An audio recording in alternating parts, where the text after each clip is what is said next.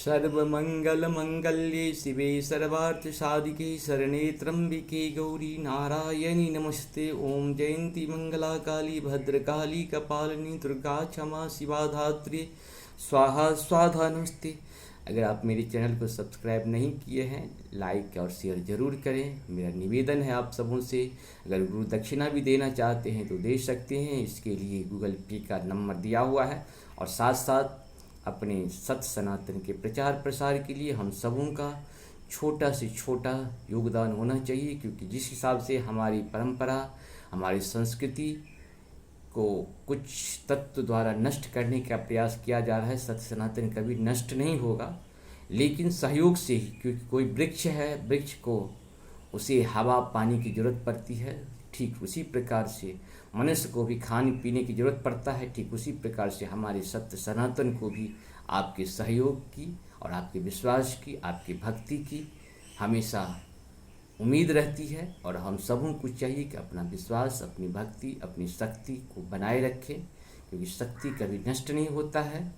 वो नष्ट होने के बाद ही पुनः जागृत हो जाता है। दुर्गा में तो आप सभी जानते हैं कि ये हम लोगों का शक्ति था, सभी देवताओं की शक्ति संग्रहित होकर के एक जो है सो माँ का रूप दिया गया, शक्ति का रूप दिया गया, जो कि कितने सारे बुराई को नष्ट किए।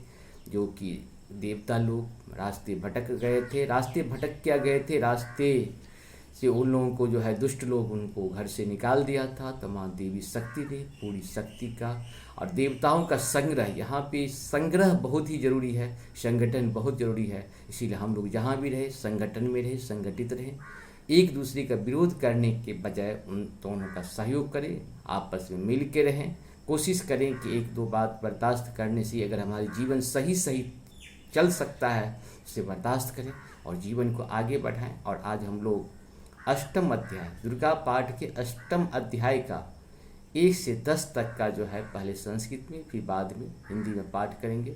और मेरा जो है दुर्गा पाठ का 1 से 7 तक सरल भाषा में, जो आम भाषा जिसको हम लोग कहते हैं, आम भाषा में जो है सो 1 अध्याय से लेकर 7 तक जो है पहले संस्कृत में और बाद में हिंदी में उसका अनुवाद किया गया है। साथ साथ कील कवच अर्गला का भी हिंदी अनुवाद है प्लस संस्कृत में है। सरल भाषा में सुने और लोगों को सुनाए, ये मेरे निवेदन है। इसके साथ हम लोग शुरू करते हैं। अष्टमोध्याय रक्त बीजं बध ध्यानम ओम अरुणा करुणात सिंगाक्षी धृत पासांग कोशवान चापहस्तां आनिवादि भिरावृतां मयूखे रश्मित्वे विभावये भावानिमं। ॐ ऋषिवाच चण्डे च निहिते दैत्ये मुण्डे च विनिपातिते बहुलेशे च सैन्येषु क्षतिस्ये सुरेश्वरः ततः कोपपराधीन चेता शुम्भः प्रतापवान् उद्योगं सर्वसैन्यानां दैत्यानामधिदेशः अद्य सर्वं वलोर्दैत्या सरसीतिरुधायुधा कम्बुनां चतुरशीतिर्नृयान्तु स्वबले वृता कोटिम्ब्रियाणि पञ्चाशदसुराणां कुलानि वे शततं कुलानि धौभ्राणं निर्गच्छन्तु महामाज्ञा कालिका रोहृद्या शौर्या कालिकेयास्थाथासुरा युद्धाय सज्जा नयान्तु आज्ञा त्वरिता मम त्याज्ञाप्ते शूरपति शुम्भो भैरवशासनः नृजगाम महासैन्यसहस्रैर् बहु वृतः आर्यान्तं चण्डिका दृष्ट्वा तत्सैन्यमतिभीषणं यास्वनो पूरयामांस धरणीं गगनान्तरं ततः सिंहो महानादमतीकृतवान् निप घण्टास्वनेन दह्नादमिकां चोपबृहत् धनुर्जयसिंहघण्टानां नादा पुरीतङ्गिमुखा नीनादेर्भीषणो कालीयज्ञो विस्तारिताननः। अर्थात अब हम लोग संस्कृत के बाद हिंदी में सुनेंगे।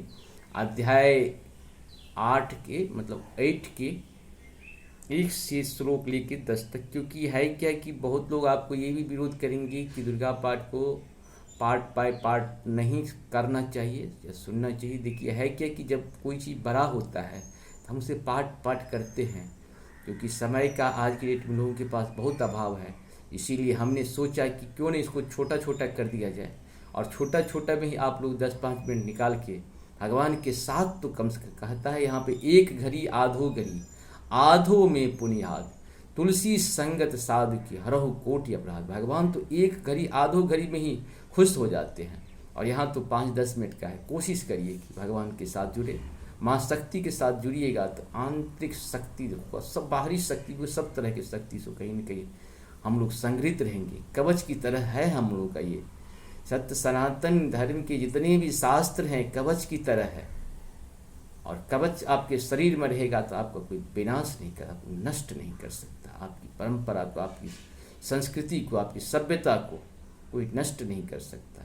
हमारे पूर्वज भी हमेशा बुराई के साथ लड़ते रहे, हमको भी बुराई के साथ लड़ना पड़ेगा और लड़ते रहना चाहिए। अपने भी लड़िए, अपने बच्चों को भी उसके लड़ने के लिए तैयार रखिए, क्योंकि योद्धा का ही बच्चे योद्धा होते हैं। भगवान के साथ या ज्ञान के साथ रहने वाले ज्ञानी होंगे, अधर्म के साथ रहने वाले अधर्मी ही होंगे। इसलिए कोशिश करें कि धर्म के साथ रहें, सत्य के साथ रहें। और हम लोग अब हिंदी में इसका अनुवाद सुनते हैं। मैं अनिमा आदि सिद्धमयी किरणों से आवृत भवानी का ध्यान करता हूँ। उनके शरीर का रंग लाल है, नेत्रों में करुणा लहरा रही है तथा हाथों में पाश अंकुशवान और धनुष शोभा पाते हैं। ऋषि कहते हैं चंड और मुंड नामक दैत्यों के मारे जाने तथा बहुत सी सेना का संहार हो जाने पर दैत्यों की राजा प्रतापी शुंभ के मन में बड़ा क्रोध हुआ और उसने दैत्यों का संपूर्ण सेना को युद्ध के लिए कूच करने की आज्ञा दी। वह बोला, आज उदय युद्ध नामक सिपाही सैन्य सेनापति अपनी सेनाओं के साथ युद्ध के लिए प्रस्थान करें। कंबो नाम वाले दैत्यों की 84 सेना नायक अपनी वाहिनों से घिरे हुए यात्रा करें। 50 कोटि ब्रिय कुल के और 100 धर्म कुल के असुर सेनापति मेरी आज्ञा से सेना सहित कुंज करें। कालक दौर हृदय मौर्य एवं काल के असुर भी युद्ध के लिए तैयार हो मेरी आज्ञा से तुरंत प्रस्थान करें। भयानक शासन करने वाला असुरराज शुंभ इस प्रकार आज्ञा दे। सहस्त्रों बड़ी बड़ी सेनाओं के साथ युद्ध के लिए परिस्थिति हुआ। उसकी अत्यंत भयंकर सेना आती देख चंडिका ने अपनी धनुष की टंकार से पृथ्वी और आकाश के बीच भाग गुंजा दिया राजन। तदंतर देवी के सिंह ने भी बड़े जोर जोर से दहाड़ना आरंभ किया। फिर अंबिका ने घंटों के शब्द से इस ध्वनि को और भी बढ़ा दिया। धनुष की टंकार, सिंह की दहाड़ और घंटे की ध्वनि संपूर्ण दिशाएं गूंज उठी। उस भयंकर शब्द से काली ने अपने विकराल मुख को और भी बड़ा कर लिया तथा इस प्रकार से विजयनी हुए।